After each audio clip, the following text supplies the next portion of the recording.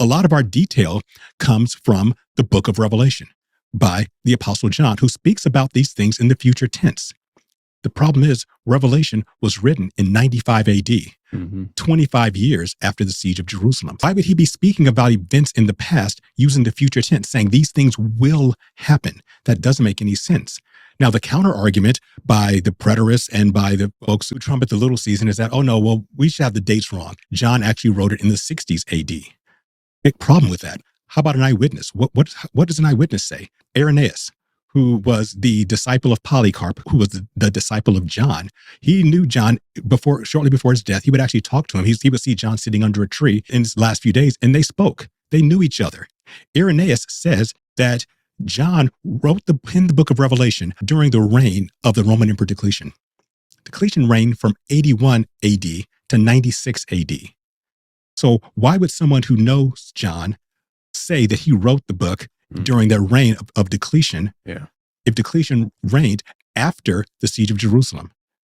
That doesn't make any sense. It doesn't, because that's not when John wrote Revelation, when he saw those visions. Those happened to him on Patmos in the 90s AD, long after the siege of Jerusalem, and he speaks of it all future tense. All the church fathers in the second and third centuries, none of them said, hey, Jesus is here. No. Origen, Augustine, Ephraim the Syrian, you name all of these church fathers, wouldn't you think they would have said something about being under the reign of Jesus? They would have been under that 1,000-year reign if it had just begun. It would only be a few hundred years old. He would still be in the prime of the millennial kingdom.